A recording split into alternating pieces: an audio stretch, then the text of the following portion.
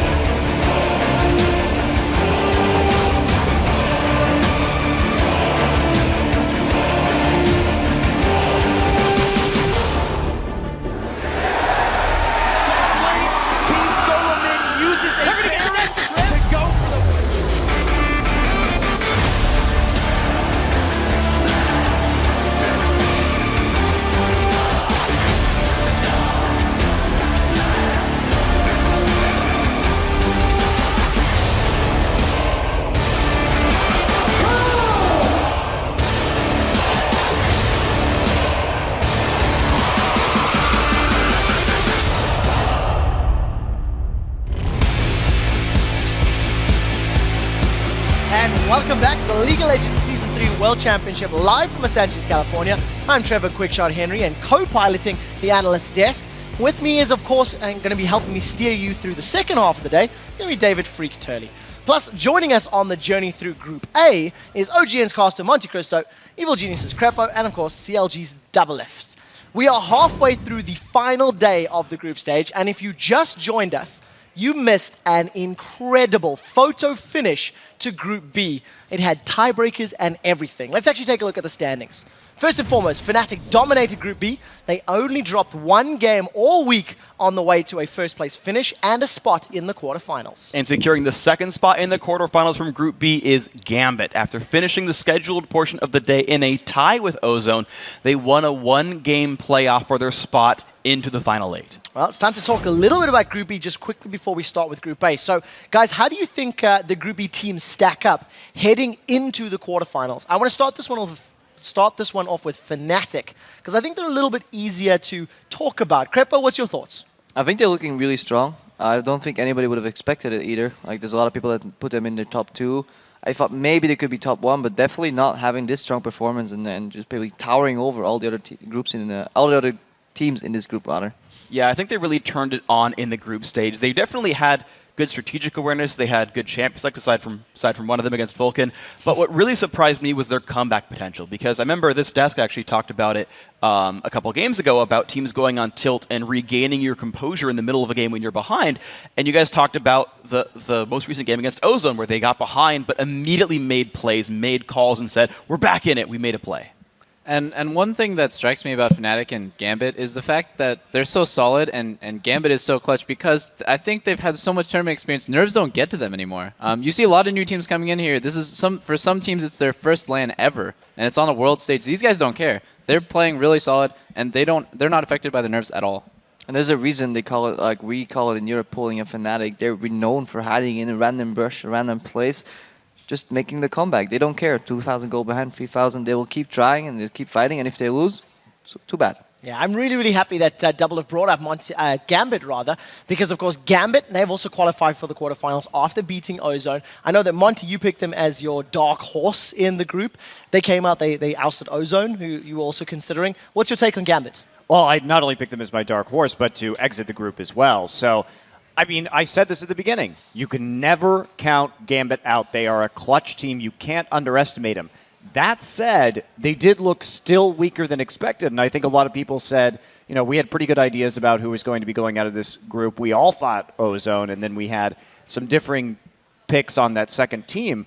But I came in thinking that this group would be pretty hotly contested. Fnatic has just cleaned up, but for me, Fnatic's been playing great, but they also, I feel, haven't faced the best competition because the other teams really failed to live up to expectations here. Yeah, I think Gambit gets a lot more like recognition because other teams failed to meet expectations and they exceeded expectations. People don't expect a third seed from Europe to put on such a show, but I don't think they'll be able to. Maybe they won't be able to put on such like clutch moves and just turn out the very last second against more solid teams. I think it's in some ways unfair, in some ways unfair, because last year CLG.EU was the third seed coming out of Europe, and you guys took top 4, Crepo. Of course, you guys did amazing right there. And I think it speaks to the sort of late in the season turn on by Gambit. They had a really rough season the whole time through, and then the boot camping kicks in. And you're right, Monty, that they're not really completely up to form, but you're still seeing a lot of those amazing plays. Like the last 5 minutes of that game against Ozone is the Gambit that took top 4 last year, that never finishes outside the top 4 at any LAN ever. You see glimmers of that Gambit. They just need to shore up the rest of their gameplay. Yeah, talk to me a little bit just quickly about the games that Gambit played today, because first of all, they almost lost the first 20 minutes. They lost the first 20 minutes of the game versus Vulcan. Then Vulcan made a play on Baron, Gambit got back in it. They were playing against Ozone. They had an incredible lead, and they almost lost it at Baron. So they have managed to pull out, but what's your take on those mistakes, just very quickly? Like, oh my god, these guys are so clutch. And especially, I just want to point out, Diamond and Alex Itch, they're just so clutch. It feels dirty, almost. Like, I don't want to put salt in the wounds, Crepo, but like, when they played EG in the third game, yeah, I'll just do it anyways. When they played EG in the third game, when they made that flash play, I don't know if people watched EU playoffs, these guys are just clutch at the very last possible moment, they'll just pull it out.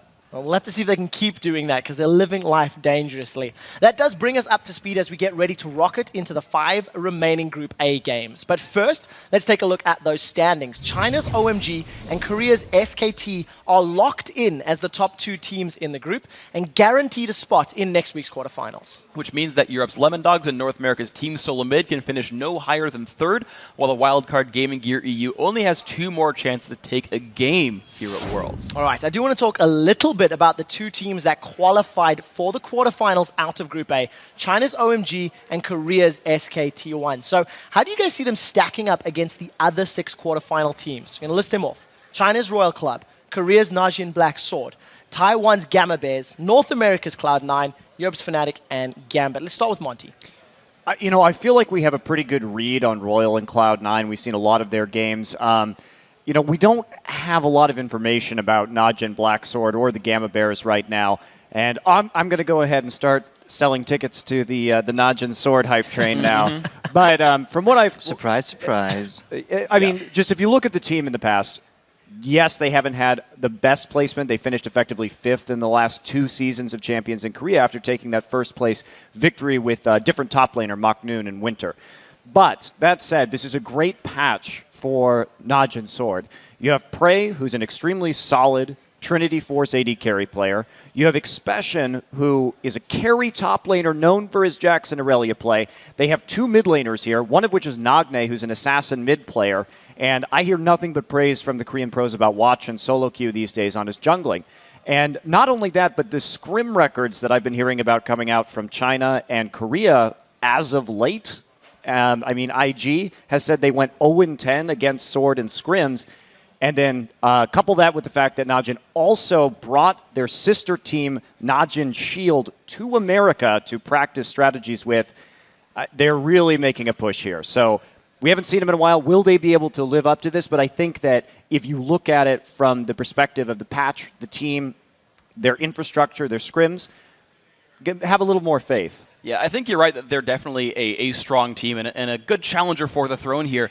The only thing I can really say to this point as well is that they had been playing, though they didn't get very far in Champions Summer, they have been playing the NLB tournament, which is something that's going to have VODs. Am I wrong in this one? Yeah, so it's been playing televised matches. They at least have matches there that teams can look at. They had a final against LGIM, so there at least are televised matches there that teams can research to look at their champion pool and see what they can do. It has been a while since those games, though. Yeah, and I've played against Prey multiple times across my career, and this guy is really, really good. At first, I disrespected him, and I was like, this guy's not very good, but it turns out he's actually a really strong player. He's versatile, he's really lane dominant, and just everyone on Shield, or on Sword, it seems, people say that they're actually even stronger without McNoon because Expression is just so godlike.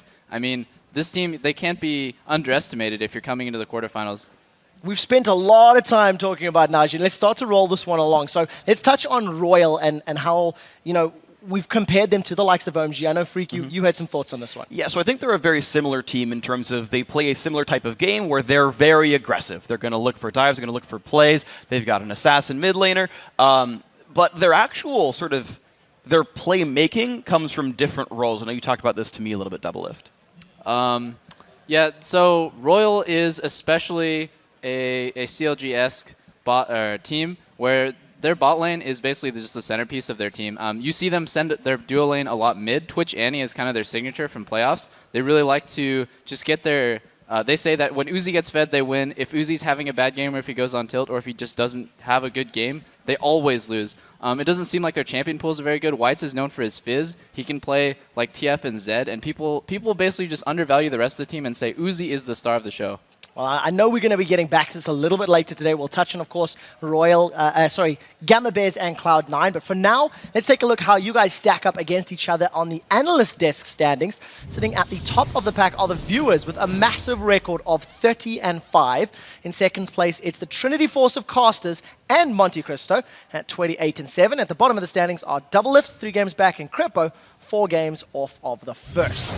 All right, you guys have 5 more chances to predict correctly, which means you might not want to choose the same games as the viewers if you're actually hoping to win this thing. And I think Group A is going to be a little more difficult. But before you make your picks, we need to go over the games that are coming up, guys. Up first, it's Europe's Lemon Dogs taking on North America's Team Solo Mid in a grudge match rematch. Then, Gaming Geek EU fights for the first win on the world stage against SK Telecom T1. After that, it's a battle between OMG and Lemon Dogs. Then Team Solo Mid takes on Gaming Gear. And finally, we close out the group stage with an epic battle between the 2 top teams of the group, Korea's MVP Faker and and SKT1 versus China's MVP Cool and OMG. Going to be a massive matchup. And once that final nexus has fallen, please don't go anywhere because the captains of Cloud9, Najim Blacksword, Royal Club, and Gamma Bears will take to the stage to choose their quarterfinal opponents. All right, before we get to the selections, we get to watch some more games, which means, gentlemen, it is time for you to make your 36th prediction of the group stage. The Lemon Dogs versus Team Solo Mid. Freak, who do you have coming out of this match with a W? I got to go with TSM. They won the first time around, and I think that from what we saw of their games yesterday, they still look pretty strong as a team. They make some good choices. Their conceptual play is good. And just to get some extra pride for them, I think they want to win this match pretty strong. I agree with Freak. I think TSM, for the pride factor, and, I mean, we have that history as well, they really shut down Nuke Duck in mid lane. Faker had a great game on Zed last time around, so TSM it is. Faker. Oh, Faker. Reggie. Reggie. It's getting close. Wow. Major Faker. Yeah, it's getting close. I'm going with TSM as well. They're just seeming really solid. It's a shame they didn't make it out of the group, but I think they're playing really well right now. I'm going to rep Europe and go for Lemon Dogs here. I'm predicting that the fans are going to go for TSM, and if I want to make it back into the standings, I'll probably have to go for Lemon Dogs. Although I still think Lemon Dogs can take this win regardless of the Analyst race here, because I think Nuke Duck didn't respect Reggie enough. They let him have Zed. They got shut down by Vigangs repetitively. Same mistake over and over again. At least they will realize what a threat Dyrus' Vlad is. I think they made too many obvious mistakes that they can easily avoid right now, and I just want to see the power of Lemon Dogs come out. Yeah, it's definitely going to be a matchup that these two teams, either team can win it. And I think for Lemon Dogs, they may want it more because of how badly they were beaten last time. You know, we were theorizing a little bit about picks and bans, and I want to see what's better, the apple pie hunger or if it's going to be the revenge hunger. If you guys think you can do better than these guys, and based on the standings you can, head over to lolesports.com and make your picks for all of today's matches. Just go to schedule at the top, go to day 6, and make your predictions. Then hit us up on Twitter and let us know which matchups would you most like to see in the quarterfinals and why? We are at LOL Esports, and be sure to use the hashtag Worlds. We'll be reading our favorite responses and massacring your Twitter handle later on in the show. And if we pick yours, you'll get a Logitech G602S gaming mouse. That's my job to destroy them. Guys, we do need to go to a very quick break, but when we return, the Lemon Dogs and Team Solo Mid face off on the Rift. The Season 3 World Championship will be back in 3.5 minutes.